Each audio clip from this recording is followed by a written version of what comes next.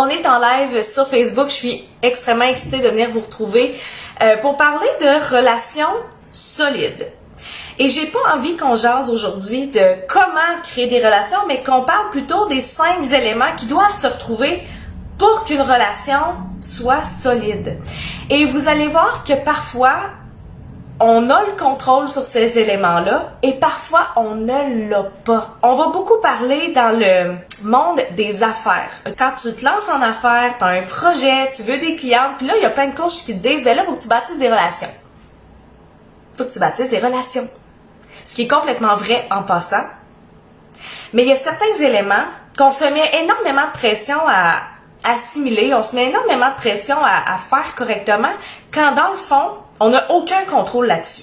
Parce que ce que j'entends souvent, les gens qui viennent me voir en ce moment, c'est « Bon, là, j'ai un produit à vendre, j'ai des clientes, là, je sais qu'il faut bâtir des relations, ok, j'ai pris une couple de formations, parfait, je sais un peu comment parler aux gens, j'ai lu le livre « Comment se faire des amis » de Dale Carnegie, ok, parfait, mais là, les gens m'achètent pas plus. » Quand on a une intention de vendre derrière son interaction, j'appelle ça des fake relations. Je te donne les 5 éléments qui doivent être présents pour avoir des belles relations. Le numéro 1, c'est le respect. Ouais, Christine, c'est un peu basic, là, ton numéro 1. Ouais, je sais, mais attends. Ce qui est écrit, je vais te le lire, puis après ça, on va donner des exemples. Le respect, ici, on parle d'avoir le désir d'accorder de la valeur à l'autre. Tu peux pas donner l'impression que la personne est importante si dans le fond, tu penses qu'elle est stupide. Quand on fait ça, ça s'appelle des fake relations.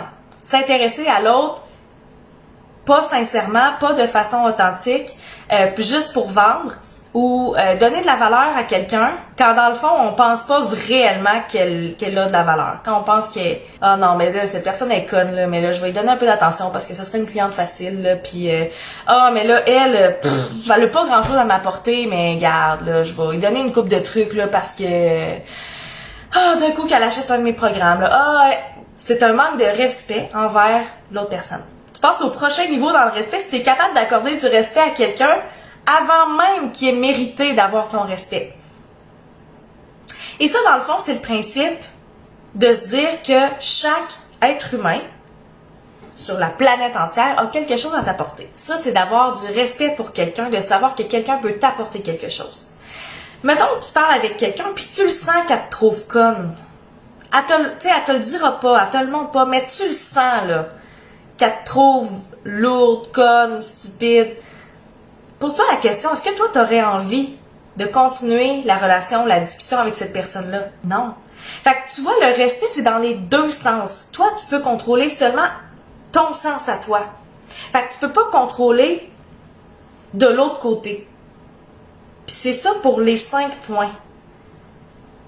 C'est là que je te dis que ces 5 éléments-là doivent se retrouver, mais t'as pas le contrôle sur tout. T'as le contrôle sur toi. L'élément numéro 2, c'est d'avoir des expériences communes pour avoir une relation solide. Quelle activité est-ce que vous faisiez quand vous étiez adolescente?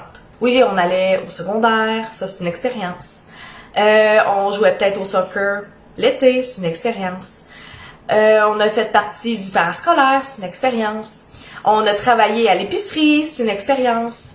On a tripé sur le même gars, c'est une expérience. Dans quel groupe as-tu fait partie que tes relations ont été vraiment très solides? Ça se peut que ce soit pas toutes les expériences que tu as vécues qui créent des relations solides, mais une relation solide va se développer avec une expérience commune. Par exemple, l'année passée, pourquoi j'ai eu des amis tissés serrés comme ça en entrepreneuriat? Parce qu'on a toutes fait partie d'un même club de mentorat. Pourquoi est-ce que le club des leaders en ce moment a tellement l'air aussi serré comme ça? Parce qu'ils ont tous vécu le club des leaders et Intuition Leader ensemble. Ils ont eu des expériences communes. Quand on vit des expériences communes, on a des émotions communes. Et c'est là qu'on est capable de créer des liens. C'est là qu'on se rend compte que le cold call, créer des relations juste pour créer des relations, ça fonctionnera pas à long terme si on n'a pas d'expérience commune. C'est pour ça que quand moi des gens m'ajoutent sur Facebook, je vais leur demander, tu sais, où est-ce qu'on s'est croisés sur le web? Je suis en train de chercher c'est quoi l'expérience commune qu'on a. Sinon, ça va être très difficile de garder comme une relation, une connexion à long terme. C'est drôle, le premier programme que j'ai fait pour devenir entrepreneur, autant que J'ai été déçue par cette formation-là. Mais je me suis fait des amis super solides parce qu'on a vécu la même expérience dans ce même programme-là. Et là, on est capable de s'en parler, puis on est capable... Il y a des amis qui se créent d'expériences positives, de des expériences négatives aussi. Pourquoi est-ce que moi puis Christian, on est comme ça, puis on s'entend si bien? On a 30 jours de différence, on a tellement d'expériences communes, même si j'habitais à Beauport, il habitait à Saint-Georges. On a des expériences communes parce qu'on a écouté les mêmes émissions de télé, on a écouté la même musique, on dit les mêmes jokes, expériences communes.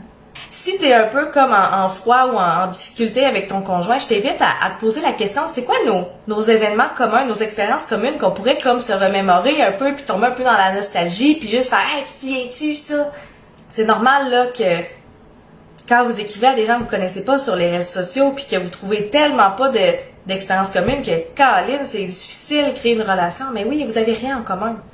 D'où l'importance dans votre marketing, mettons, de parler de vos expériences. Parce que tu ne sais jamais qui va vouloir s'identifier à ça. Tu sais, quand on dit parler de votre vie, parler de votre quotidien, c'est pas juste pour parler, là.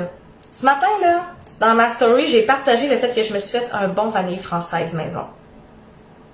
Le but, c'est pas nécessairement de vendre un programme avec ça, mais je sais que il y a des gens qui trippent sur la vanille française du Tim Hortons, puis qui vont vouloir s'en faire à la maison, puis là, on va faire « Hey, moi aussi, j'aime ça, nanana! » Le but, ça sera pas de leur vendre de quoi après, c'est juste de créer une petite étincelle de relation. Oh, expérience commune. Je trippe vanille française, tu tripes vanille française, malade, soyons amis. On va continuer avec la confiance. Quand tu respectes l'autre, puis que tu lui consacres du temps pour partager des expériences, c'est là que tu peux obtenir la confiance. Si toi, tu as confiance en quelqu'un, puis l'autre personne a confiance en toi en retour, qu'elle sait qu'elle peut te parler, elle sait qu'elle peut peut-être aller pleurer sur ton épaule, elle sait qu'elle peut te parler d'éléments un petit peu plus difficiles, ou elle sait qu'elle peut juste comme te compter parmi son entourage, puis que ta bullshitera pas, puis que tu la poignarderas pas dans le dos. Ça fait partie des éléments qui créent des relations solides.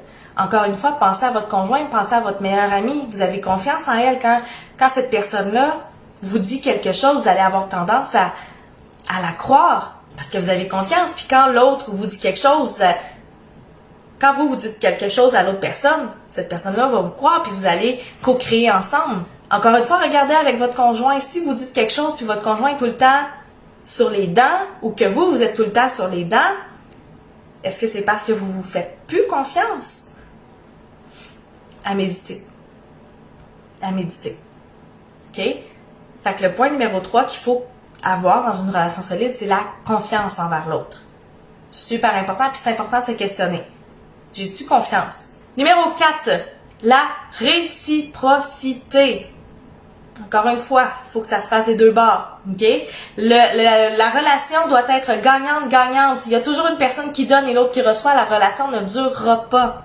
Si j'ai une amie qui vient me voir toujours pour raconter ses problèmes, ses enjeux, puis moi, ça me fait plaisir de l'aider, mais que jamais de donnant-donnant. Ça pourra pas fonctionner. Je n'aurai pas envie de continuer la relation parce que c'est juste moi qui travaille. Même affaire dans les relations de couple. Tant qu'il y a une personne qui travaille pour le couple, il n'y a pas de donnant-donnant. Ça ne durera pas. Quand les deux savent qu'est-ce qu'ils peuvent aller chercher de l'autre. Oui, pour eux, mais pour lui puis pour les deux en même temps, là, ça fait des relations solides. Puis, tu sais, si vous le savez pas si c'est gagnant-gagnant, mettons avec votre conjoint, là, ça se discute, hein. Chez nous, ce qu'on fait, c'est qu'on se pose souvent des questions. Mais pas des questions pour se remettre en question. Des questions genre hey, t'es-tu bien à la maison? Tu sais, vous le savez, mon chum travaille à l'extérieur la semaine. Puis quand il arrive à la maison, le week-end, tu sais, moi, je pose des questions. Je dis, t'es-tu bien à la maison? Puis là, il est là, oui, je suis bien. Tu sais, on niaise, mais je pose quand même des questions, tu sais. Moi, je lui dis, hey, moi, je suis bien quand t'es à la maison. Toi, t'es-tu bien à la maison? Hey, t'aimes-tu ça? T'as-tu aimé ta journée? Moi, j'ai aimé ma journée à cause de tout ça. Tu sais, je trouve qu'on ne communique pas beaucoup. Je dis on là, mais c'est la société. La société ne communique pas beaucoup, ils passent tout de suite aux conclusions. Posez-vous la question, est-ce que la relation elle est gagnante-gagnante? Quand je reçois des demandes d'amitié sur Facebook, puis que là, je pose des questions, parce que je respecte la personne, je veux dire, je lui pose des questions, je veux dire, elle m'intéresse, je pose des questions sur les expériences communes, on s'est croisés où sur le web, là, je te ferai pas confiance tout de suite parce que là, je te connais pas. La réciprocité, si moi je te pose des questions, toi tu m'en poses pas. C'est pas réciproque comme relation. La relation ne pourra pas fonctionner. Donc, voyez-vous un peu, vous pouvez faire votre bord. C'est ce que vous pouvez contrôler. On peut pas forcer l'autre à contrôler ces éléments-là. Mais là, vu que vous êtes ici et vous êtes leader, vous allez être des pros. Entre vous, là, je vous invite vraiment à vous écrire entre vous puis à passer ces points-là. Numéro 5. Pour créer des relations solides, c'est le plaisir mutuel. OK? Quand la relation se développe, elle devient solide, elle commence à procurer du plaisir. Le simple fait d'être avec quelqu'un peut transformer les tâches les plus désagréables en parties de plaisir. Souviens-toi, quand tu travaillais, quand tu étais adolescente, puis tu avais une tâche à faire, puis je veux dire, tu te sentais pas épanouie à faire, mais tu demandais à ta boss, est-ce que telle personne, elle peut venir? Est-ce que mon amie, elle peut venir avec moi? Ou t'étais à l'école, puis là, fallait que t'ailles faire quelque chose, t'allais porter quelque chose au secrétariat. Est-ce que mon amie, elle peut venir avec moi? Parce que tu savais que vous alliez rire, que vous alliez avoir du plaisir, que vous alliez niaiser. Fait que le plaisir mutuel d'être ensemble, même si vous faites des tâches quand même poches, genre, je vais prendre moi puis Christian parce que c'est l'exemple le plus proche que j'ai de moi, mais tu peux donner tes propres exemples en commentaire si tu veux. Quand on avait le chalet, là, il nous en est arrivé des péripéties, là, des journées où Christian, il a fallu qu'il se roule dans le caca vraiment longtemps, là. C'était pas des jobs le fun, ou tu sais, on a fait des petites rénovations, on a fait des petites affaires, mais on était ensemble. Sur le moment, est-ce que c'était le fun? Hey, sais-tu quoi? Ben non. Mais après, on était tout le temps dans le plaisir ensemble. Ici, quand il faut faire le ménage de la maison, on aime ça faire le ménage de la maison? Ben non, mais ensemble, on met de la musique, puis on niaise, puis c'est le fun. Là, le dimanche, on a commencé la routine de faire à manger pour faire du meal prep pour Christian, pour moi, parce qu'on est tout seul la semaine. On aime ça faire à manger? Ben non, mais en même temps, on est ensemble puis on a du plaisir ensemble. Pensez à votre work wife, work bro, quand vous étiez plus jeune. Ou votre binôme, si vous êtes en entrepreneuriat. C'est la personne que t'as envie de jaser tout le temps. Quand t'as des questions, tu vas aller lui poser. Que, me semble, tu sens que c'est simple avec cette personne-là. C'est super intéressant. À partir d'aujourd'hui, j'aimerais que tu développes ta capacité à observer les relations. Pourquoi est-ce que tu te sens bien avec une personne? Pourquoi est-ce que tu te sens bien à développer une relation avec une certaine personne? Puis passe ces points-là. Oui, on se respecte. Ben oui, on a des expériences communes. Ben oui, je fais confiance, ça me fait confiance. OK. C'est réciproque, c'est donnant-donnant. Puis on a du plaisir ensemble.